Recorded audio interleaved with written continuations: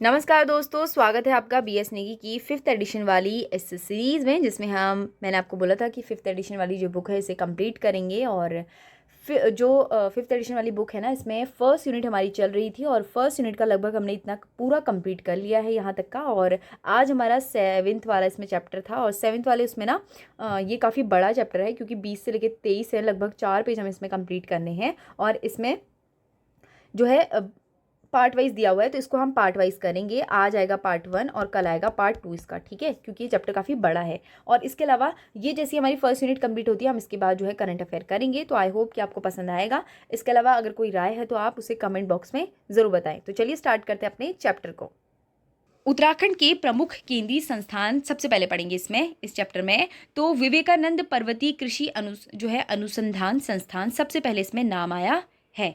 तो देखो, पहले मैं इसको पढ़ लेती हूँ, आप भी सुनना, उसके बाद मैं आपको बताऊंगी, ठीक है। तो विवेकानंद पर्वतीय कृषि अनुसंधान संस्थान, विवेकानंद पर्वतीय कृषि अनुसंधानशाला अल्मोड़ा के कटारमल के पास स्थित है, जिसकी स्थापना 4 जुलाई 1924 को डॉक्टर बोसी सेन ने विवेकानंद लेबोरेटरी के नाम से कलकत्ता में की थी।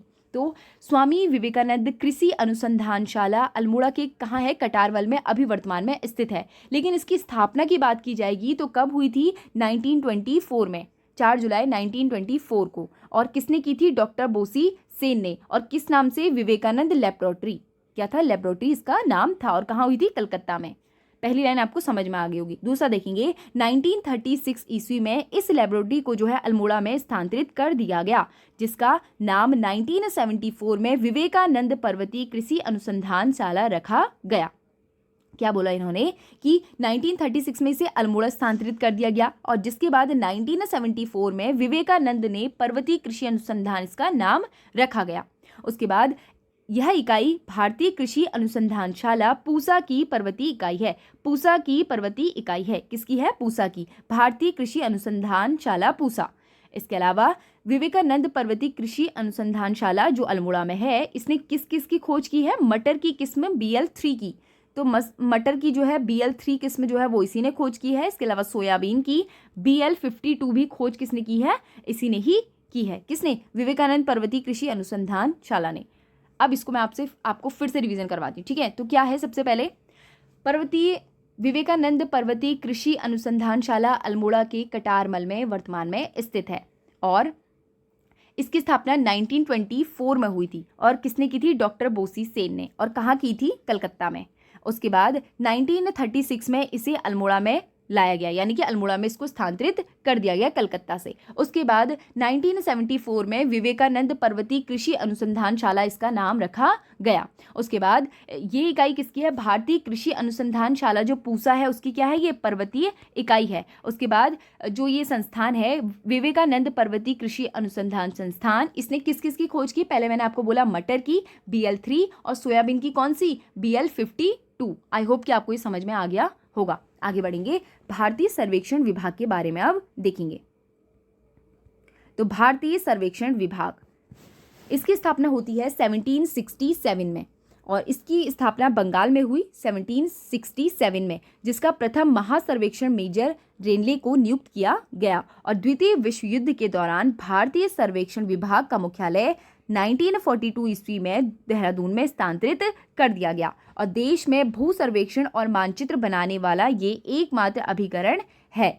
और भारत का प्रथम डाक टिकट 1854 में भारतीय सर्वेक्षण विभाग ने जारी किया था। और भारत का संविधान प्रकाशित करने का इस विभाग का अहम योगदान है, यानी कि जब भारत में जो भारतीय संविधान प्रकाशित हुआ था, इस विभाग का अहम योगदान था उसमें। और 1830 में क्या हुआ था? एवरेस्ट इसके जो है महासर्वेक्षण नियुक्त हुए थे। कौन? महासर्वेक्षण इसके नियुक्त हुए थे, जिन्होंने जो है 1852 में विश्व की सबसे ऊंची चोटी एवरेस्ट की ऊंचाई कितनी बताई थी? 19,002 फीट घोषित की थी। फिर से पढ़ेंगे अब किसके बारे में? भारतीय सर्वेक्षण विभाग के बारे में। भारतीय सर्वेक्षण विभाग की स्थापना कहाँ होती है? बंगाल में होती है। और कब होती है? 1767 में। उसके बाद जो है 1942 में इसे कहाँ स्थानांतरित कर दिया जाता है? देहरादून में। और भू सर्वेक्षण और जो है मानचित्र बनाने का एकमात्र अभिकरण यही है। इसके अलावा प्रथम डाक टिकट जारी करने वाला कौन था? भारतीय भू सर्वेक्षण नहीं, भारतीय सर्वेक्षण विभाग ये वाला, ठीक है। और इन्हें भू सर्वेक्षण मानचित्र बनाने का इनका काम ही है। इसके अलावा प्रथम डाक टिकट किसने जारी किया था? भारतीय सर्वेक्षण विभाग ने। कब किया था? 1854 में। और भारत का संविधान जब बन रहा था तो उसको प्रकाशित करने में अहम योगदान भी भारतीय सर्वेक्षण विभाग का है। और 1830 में एवरेस्ट जो थे उनके नाम पर ही एवरेस्ट का नाम भी रखा गया, ठीक है। तो क्या हुआ? माउंट एवरेस्ट उसे कहा जाता है। तो उसकी ऊंचाई भी एवरेस्ट ने ही बताई थी। 1830 में वो नियुक्त हुए थे, क्या? महासर्वेक्षण इसके नियुक्त हुए थे। और 1852 में उन्होंने बताई थी इसकी ऊंचाई, ठीक है।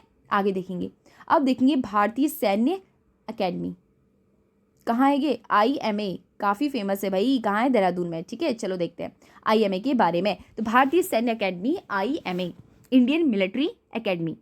तो भारतीय सैन्य अकेडमी की स्थापना 1 अक्टूबर 1932 को देहरादून में हुई। कब हुई? 1932 को। और 10 दिसंबर 1932 को इसका औपचारिक उद्घाटन हुआ, जिसके संस्थापक सर फिलिप जो है चैटवुडवर्थ थे। और IMA के पहले बैच में 40 कैडेट्स थे। कितने थे? 40 कैडेट्स थे, जिन्होंने स्वतंत्र भारत में प्रथम फील्ड मार्शल सल जो है मानेकशॉ एवं पाकिस्तान सेना प्रमुख जनरल मोहम्मद मूसा थे। कौन कौन थे इसमें? पाकिस्तान सेना के प्रमुख जनरल मोहम्मद मूसा भी थे इसमें। IMA पासिंग परेड का निरीक्षण जो किसने किया था? प्रधानमंत्री जवाहरलाल नेहरू ने, इंदिरा गांधी और डॉक्टर मनमोहन सिंह कर चुके हैं। कौन कौन कर चुके हैं? जवाहरलाल नेहरू, इंदिरा गांधी और डॉक्टर मनमोहन सिंह।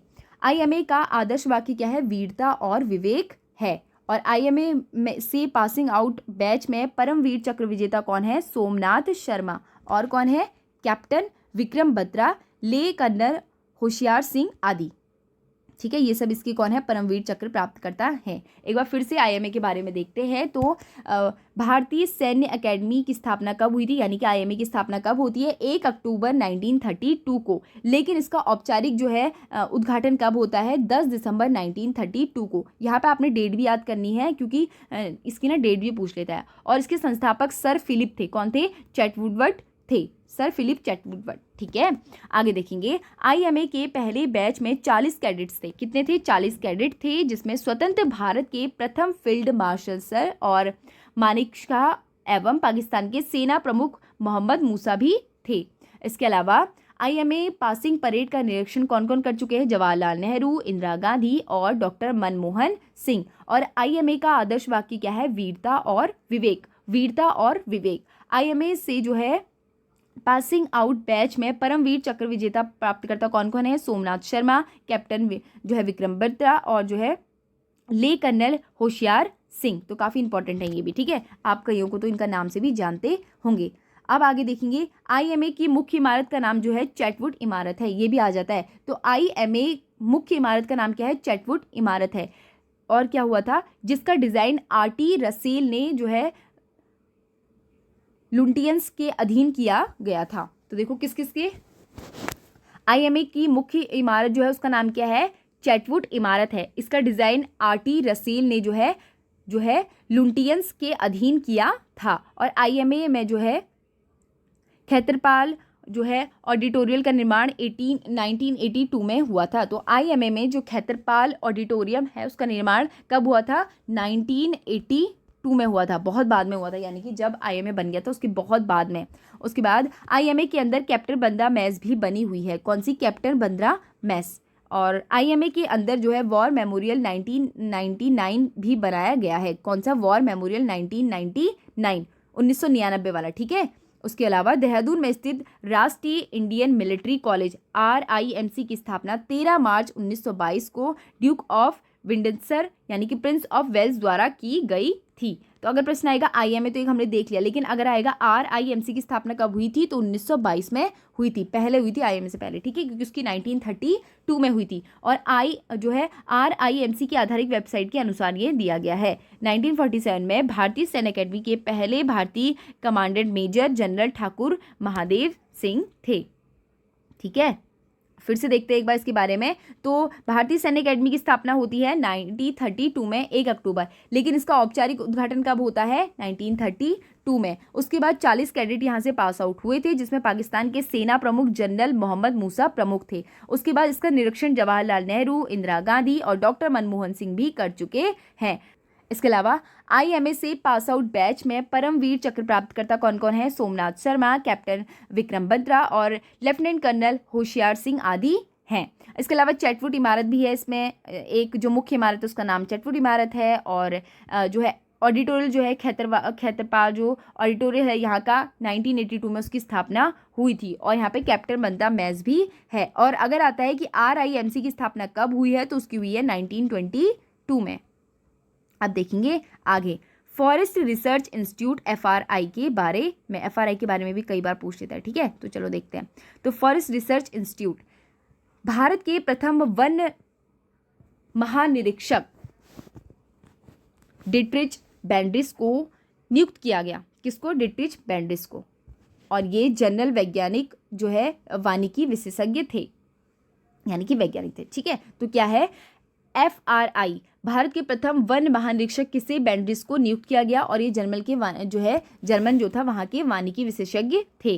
और बैंड्रिस के सुझाव पर ही देश में प्रथम वन महाविद्यालय की स्थापना 1878 ईस्वी में देहरादून में फॉरेस्ट स्कूल ऑफ देहरादून के नाम से की गई। कब? 1878 में। उसके बाद 1884 में फॉरेस्ट स्कूल का नाम इंपीरियल फॉरेस्ट स्कूल और 1906 में अनुसंधान से जोड़ते हुए इंपीरियल फॉरेस्ट रिसर्च इंस्टीट्यूट एवं स्वतंत्रता के बाद इंडियन फॉरेस्ट रिसर्च इंस्टीट्यूट रखा गया। ये पूरी इसकी स्टोरी है। सबसे पहले हमने देखा भारत में प्रथम वन महानिरीक्षक कौन थे? जो है डिट्रिच बैंड्रिस थे। और इन्हें ये कौन थे? जर्मन जो है वानिकी विशेषज्ञ थे। और डिट्रिच जो बैंड्रिस के सुझाव पर देश के प्रथम वन महाविद्यालय की स्थापना 1878 ईस्वी में हुई थी और फॉरेस्ट स्कूल ऑफ देहरादून के नाम पर की गई, इनके कहने पर। कब? 1878 में। उसके बाद 1884 ईस्वी में फॉरेस्ट स्कूल का नाम इंपीरियल फॉरेस्ट स्कूल रखा गया। 1906 में अनुसंधान जोड़ते हुए इंपीरियल फॉरेस्ट रिसर्च इंस्टीट्यूट रखा गया और उसके बाद स्वतंत्रता के बाद इंडियन फॉरेस्ट रिसर्च इंस्टीट्यूट इसका नाम रखा गया, ठीक है। और संस्थान के बढ़ते कार्य के स्थान अभाव के कारण 1914 में से चांदबाग के कार्यालय और प्रयोगशाला बनाकर स्थानांतरित किया गया। चांदबाग में क्या किया गया? कार्यालय और प्रयोगशाला बनाकर स्थानांतरित किया गया। राज्य का सबसे पुराना संग्रहालय कौन सा है? देहरादून वन संग्रहालय, जिसकी स्थापना 1914 में हुई थी। और दिसंबर 1991 में वन अनुसंधान को डीम्ड विश्वविद्यालय का दर्जा दिया। कब दिया गया? 1991 में। ये ध्यान में रखना। 1914 में क्या हुआ? देहरादून वन संग्रहालय जो है सबसे पुराना वन संग्रहालय, इसकी स्थापना हुई थी। कब हुई थी? 1914 में। और 1991 में वन अनुसंधान को डीम्ड विश्वविद्यालय का दर्जा दिया। और 2006 में वन अनुसंधान संस्थान ने जो है प्लेटिनम जुबली बनाई। और FRI का सभागार एशिया की लकड़ी से निर्मित एकमात्र हॉल है जिसमें 18,000 काष्ठ नमूनों का एकमात्र संग्रहालय है। तो FRI है, इसके सभागार में एशिया की लकड़ी से निर्मित जो है ना एकमात्र हॉल ऐसा है जहां 18,000 काष्ठ नमूने क्या है? काष्ठ संग्रहालय हैं। और FRI में स्थित वानिकी संग्रहालय में 6 अनुभाग हैं। कितने हैं? 6 अनुभाग हैं। और FRI भवन परिसर की आधारशिला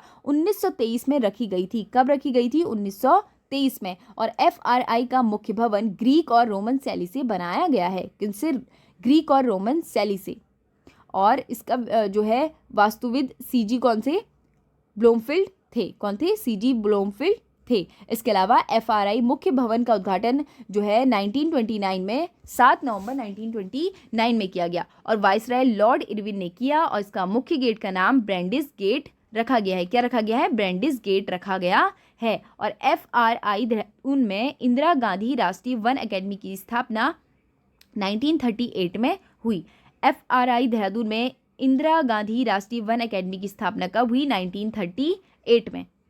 तो FRI के बारे में हमने ये देखा। एक बार फिर से इसके बारे में पढ़ेंगे। तो सबसे पहले यहाँ के वन महानिरीक्षक कौन थे? बैंड्रिस को नियुक्त किया गया था और ये जर्मन वानिकी वैज्ञानिक और विशेषज्ञ थे। और 1878 में फॉरेस्ट स्कूल ऑफ देहरादून का जो है नाम से इसका नाम रखा गया। उसके बाद 1884 में फॉरेस्ट स्कूल का नाम इंपीरियल फॉरेस्ट स्कूल और 1906 में इंपीरियल जो है फॉरेस्ट जो रिसर्च इंस्टीट्यूट रखा गया, यानी कि इसकी स्थापना 1906 ही होती है फिर, ठीक है। चलो आगे देखेंगे। बाद में इसका नाम क्या कर दिया गया? Indian forest research institute.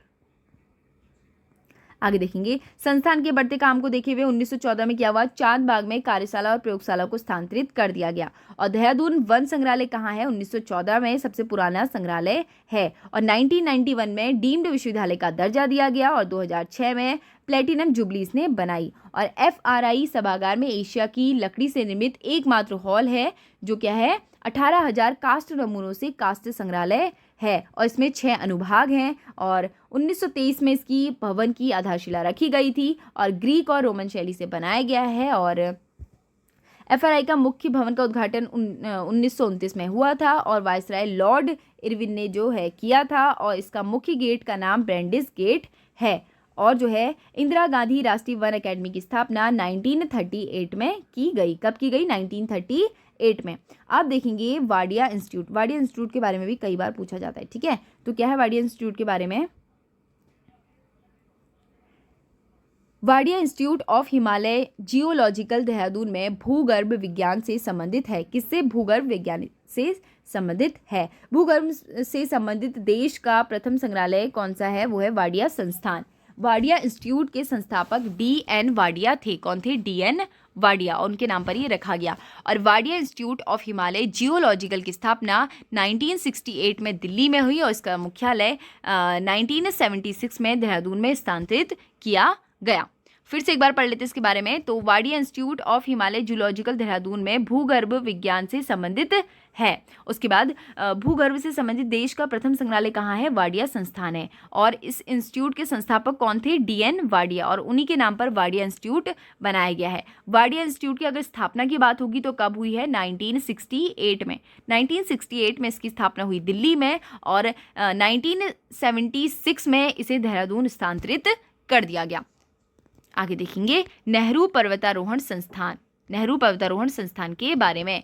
तो अब हम देखेंगे नेहरू पर्वतारोहण संस्थान के बारे में। तो नेहरू पर्वतारोहण संस्थान की स्थापना 14 नवंबर 1965 को हुई और इसके प्रथम प्रधानाचार्य कौन थे, ब्रिगेडियर ज्ञान सिंह। तो इसकी स्थापना कब होती है, 1965 में। और NIM का मूल मंत्र क्या है, साहसे श्री प्रतीप सती। तो क्या है, प्रतीप सती, साहसे श्री प्रतीप सती। और NIM उत्तरकाशी का पिकनिक स्पॉट बना हुआ है। क्या बना हुआ है, पिकनिक स्पॉट बना हुआ है। तो सबसे पहले एक बार फिर से देखते हैं, नेहरू पर्वतारोहण संस्थान कहाँ है, उत्तरकाशी में है। इसकी स्थापना कब होती है, 1965 में होती है। और किसने की थी, ब्रिगेडियर ज्ञान सिंह ने की थी। बस इसमें इंपॉर्टेंट यही है, ठीक है। अब देखेंगे आगे। अब देखेंगे लाल बहादुर शास्त्री राष्ट्रीय प्रशासनिक अकेडमी। लाल बहादुर शास्त्री राष्ट्रीय प्रशासनिक अकेडमी की स्थापना 1 सितंबर 1959 को मसूरी में हुई।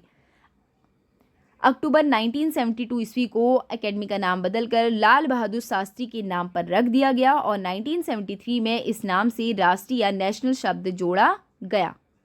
अब समझ में आया, जहाँ IAS और इन लोगों की ट्रेनिंग होती है, IPS की, ठीक है। तो चलो क्या है, लाल बहादुर शास्त्री राष्ट्रीय प्रशासनिक अकेडमी कहाँ है, ये है मसूरी में। कब हुई थी स्थापना, 1959 में। और 1972 में लाल बहादुर शास्त्री कर दिया गया और 1973 में इसके आगे से राष्ट्रीय लगा दिया गया।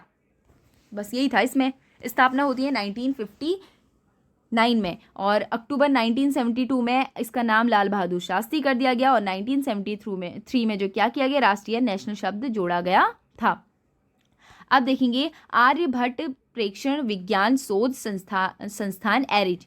तो आर्यभट्ट जो है प्रेक्षण विज्ञान शोध संस्थान एरिज तारा व भौतिकी शोध संस्थान है। तो आर्यभट्ट प्रेक्षण विज्ञान शोध संस्थान कैसा है, एक तारा व जो है भौतिकी शोध संस्थान है। इसका गठन हुआ था 1954 में और राजकीय वेधशाला के रूप में वाराणसी में हुआ था। कहाँ हुआ था, वाराणसी में। कब हुआ था, 1954 में।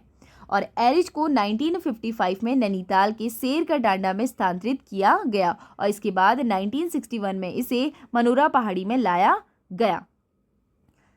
तो क्या हुआ, इसको जो है एरिज को जो है 1955 में शेर के डांडा में लाया गया नैनीताल के। उसके बाद वहाँ से भी इसे स्थानांतरित कर दिया गया 1961 में। कहाँ, मनोरा पहाड़ी में।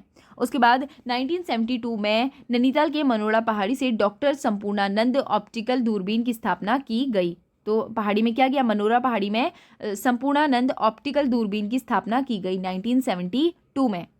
और एरिस को 2004 में स्वायत्त संस्थान बना दिया गया। इसे पूर्ण वर्ष 1954 में सन 2000 तक एक संस्थान उत्तर प्रदेश राज्य के अधीन व सन 2000 से 2004 तक का जो है उत्तराखंड सरकार के अधीन कार्यरत रहा था। फिर से देखेंगे। अब सबसे पहले हमने क्या देखा, आर्यभट्ट प्रेक्षण विज्ञान शोध संस्थान एरिच के बारे में। इसकी स्थापना होती है 1954 में और कहाँ होती है, वाराणसी में। लेकिन 1955 में एरिच को जो है शेर का डांडा नैनीताल में लाया गया, जहाँ से 1961 में यानी कि 5 साल बाद फिर क्या हुआ, मोनरा पहाड़ी में इसे लाया गया और 1972 में नैनीताल की मोनरा पहाड़ी में डॉक्टर संपूर्णानंद ऑप्टिकल दूरबीन की स्थापना भी की गई और एरिस को 2004 में स्वायत्त संस्थान बना दिया गया। कब बनाया गया, 2004 में। और पूर्ण वर्ष 1954 से सन 2000 तक का उत्तर प्रदेश सरकार के अधीन रहा और 2000 से 2004 तक का उत्तराखंड सरकार के अधीन कार्यरत था।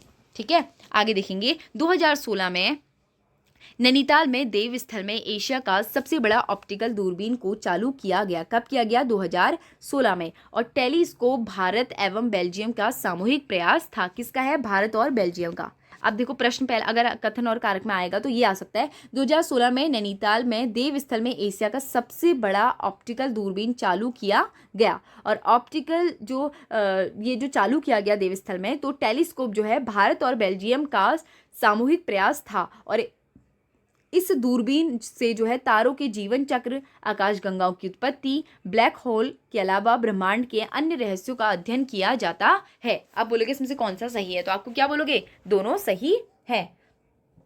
इसके अलावा मतलब जो देवस्थल में दूरबीन लगी हुई है, इससे क्या होता है, तारों के जीवन चक्र, आकाशगंगा की उत्पत्ति, ब्लैक होल, इसके अलावा ब्रह्मांड के अन्य रहस्यमय जो अध्ययन होते हैं वो यहीं से किए जाते हैं। और मई 2022 में यहाँ 5 देश यानी कि भारत, कनाडा, बेल्जियम, उज्बेकिस्तान और जो है पोलैंड के सहयोग से इंटरनेशनल जो है लिक्विड मिरर टेलीस्कोप की स्थापना की गई। कब की गई, 2022 में। तो अब देखो समझ में आ गया आपको क्या किया हमने। सबसे पहले हमने देखा कि 2016 में देवस्थल में एशिया की सबसे बड़ी दूरबीन ऑप्टिकल लगाई गई थी, ठीक है, चालू की गई थी। और किसके, भारत और बेल्जियम के सामूहिक प्रयास से। उसके बाद जो है 2022 में क्या हुआ, 2016 में तो ये देखा हमने, 2016 में क्या हुआ, 5 देश भारत, कनाडा, बेल्जियम, उज्बेकिस्तान और पोलैंड, ये 5 देशों के नाम ना एक बार याद कर लेना, कौन कौन है, भारत, कनाडा, बेल्जियम, उज्बेकिस्तान के सहयोग से इंटरनेशनल जो है लिक्विड मिरर टेलीस्कोप की स्थापना यहाँ पर की गई। तो आई होप कि आपको अब ये भी समझ में आ गया होगा। आगे देखेंगे। आगे है भारतीय पशु चिकित्सा शोध संस्थान, कहाँ है, मुक्तेश्वर में। बस यही पूछता है इसमें तो। भारतीय पशु चिकित्सा शोध जो संस्थान है मुक्तेश्वर नैनीताल में स्थित है और इसका जो निर्माण है वो 1893 में जो है एल्फ्रेड लिगार्ड के प्रयासों से हुआ था। इसका सर्वप्रथम नाम जो है 1893 में इंपीरियल जो है बैक्टीरियोलॉजिकल लेबोरेटरी के नाम पर स्थापना की गई इसकी, ठीक है, इस नाम से स्थापित किया गया इसको। और 1925 में इसका नाम बदलकर imperial institute of veterinary research रखा गया और स्वतंत्रता के बाद वर्तमान तक नाम यही दिया गया है। आगे देखेंगे। एल्फ्रेड लिगार्ड ने यहाँ घोड़ों और गौ पशुओं के होने वाले सर्रा रोग पर शोध किया था। कौन सा, सर्रा रोग पर शोध किया था। और 1924 में डॉक्टर एडवर्ड ने जो है रीडरपेस्ट नामक रोग का टीका खोजा था। और जो है यहाँ पे एक चीज़ और हुई थी, मुर्गियों के रानीखेत नामक रोग के टीके का आविष्कार भी इसी संस्थान में हुआ है। ये कई बार आया हुआ है, ठीक है। तो क्या हुआ है, मुर्गियों के रानीखेत नामक जो रोग था उसमें टीके का आविष्कार भी यहीं पर हुआ है। अब देखेंगे हिमालय पर्यावरण अध्ययन एवं जो है संरक्षण संगठन, हेस्को जिसे कहते हैं। तो क्या है, हेस्को हिमालयन, एक बार इसकी फुल फॉर्म देखते हैं, Himalayan environmental studies and conservation organisation.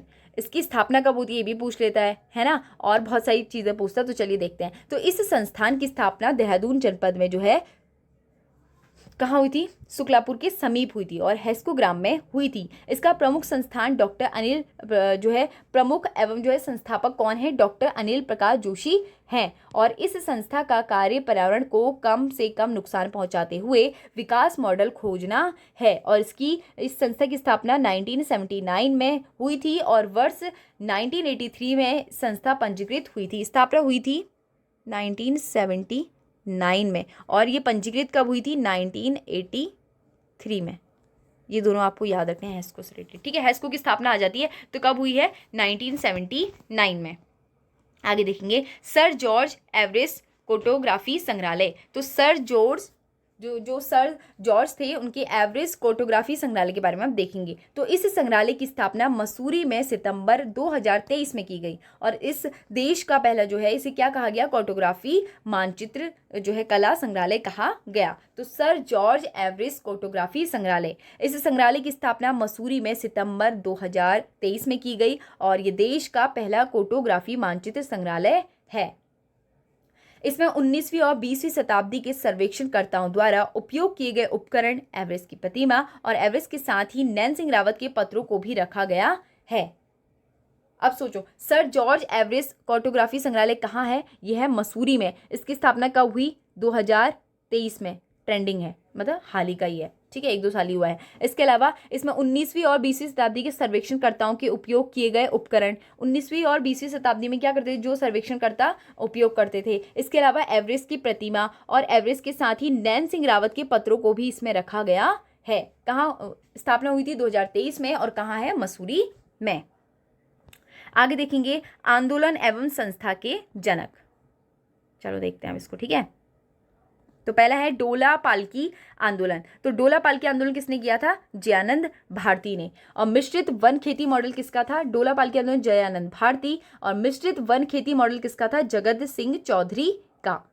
इसके अलावा दुधातोली लोक विकास संस्थान सच्चिदानंद भारती। शिल्पकार आंदोलन हरिप्रसाद टमटा। हिमालयन वन्य जीव संस्थान 1974 कल्याण सिंह रावत। डालियों का जो है दगड़िया संगठन का दशोली ग्राम स्वराज मंडल 1964 चंदी प्रसाद भट्ट।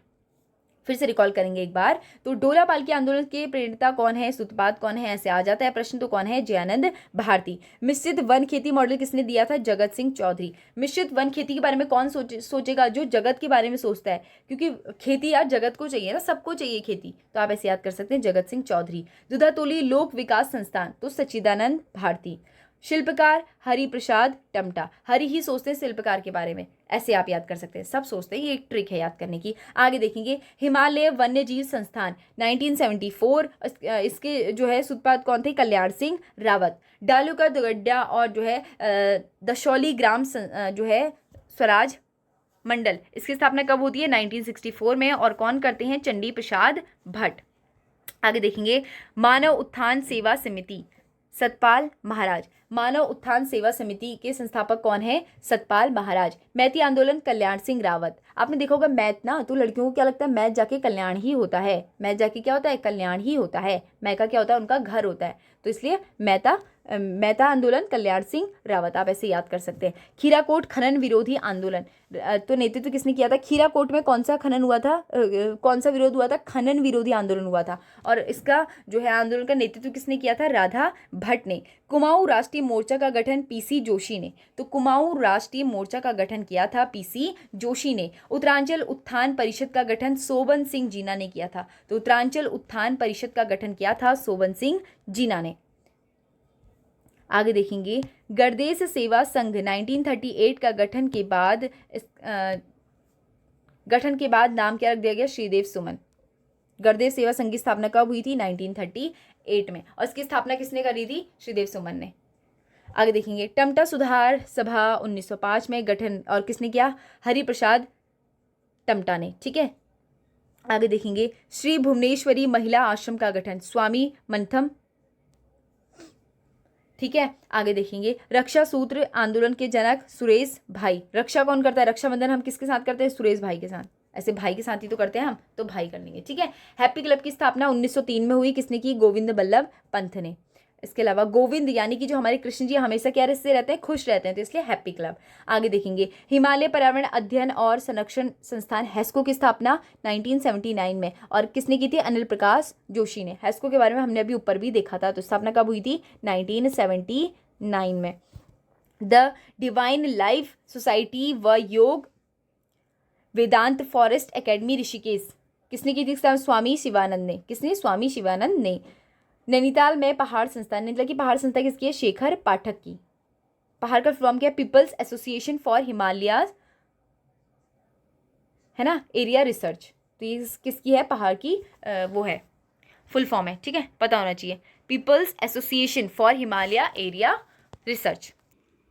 तो अब कल देखेंगे हम उत्तराखंड के प्रमुख शोध संस्थान और आगे का कौन सा है उत्तराखंड के प्रमुख संग्रहालय। तो thank you and thank you so much. इसके अलावा अगर आपकी कोई राय है तो कमेंट बॉक्स में ज़रूर बताएं। मैंने सोचा था आज हम इसको कंप्लीट कर लेंगे, लेकिन वीडियो थोड़ा बड़ा हो जा रहा है तो हम इसको कल करेंगे। Thank you.